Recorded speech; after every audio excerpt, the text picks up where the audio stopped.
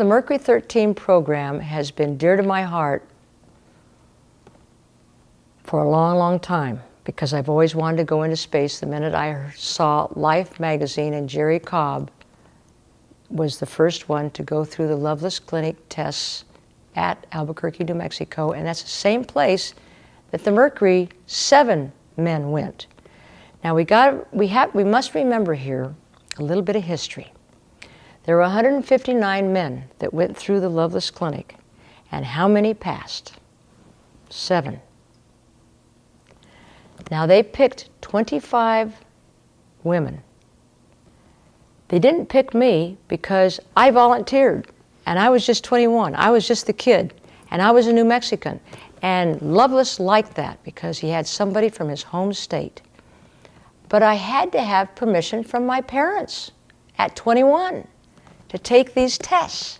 So went to Taos. At this time I was working at Fort Sill, Oklahoma, teaching the Army people to fly. I had just graduated from Oklahoma State.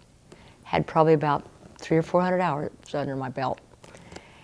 And I wrote to Dr. Loveless and I said, I would like to join your group and be tested. And he shot me back a letter immediately and said, you are to report in February of 1961.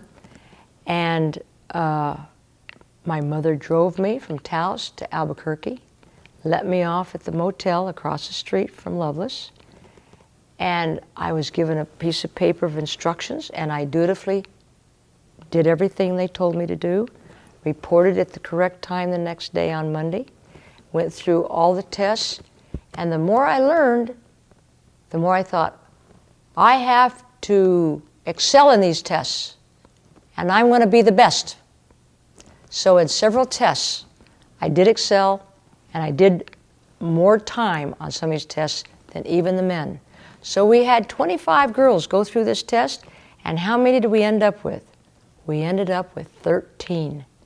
So with those numbers, it kind of tells us that we had it. We had the right stuff. Unfortunately, it was the wrong time period, and NASA really didn't want to hear about women.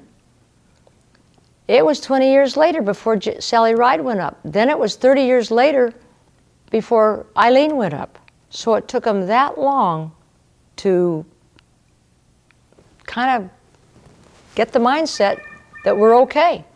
Yes, I passed that whole week's worth of training, and then the telegrams came that we couldn't proceed on to Pensacola as planned. So the program was deep sixed. I knew I was going to go into space one day. I've been waiting for 44 years to get there, but I have taken tests wherever I can find them at any particular institution or military base to keep up my physical agility and mental stimulation, and that's why I go to Russia, so that I can keep up with what's going on now. Now, I was going to go to Mir when I was in Russia, the third time, but Mir came down. I had a free trip going. And that's the way I've gone through my whole astronaut program, is do what I'm told. If it hurts, you grin and bear it. If it's a task that you've got to do, you do that task no matter how you feel. And that's the way I've run my life. You do that task, and you keep forging ahead. You keep breaking those doors down, and if you can't go in the front door, you turn around and go into the back door. If you can't get in the back door, you go through the basement, and you get there.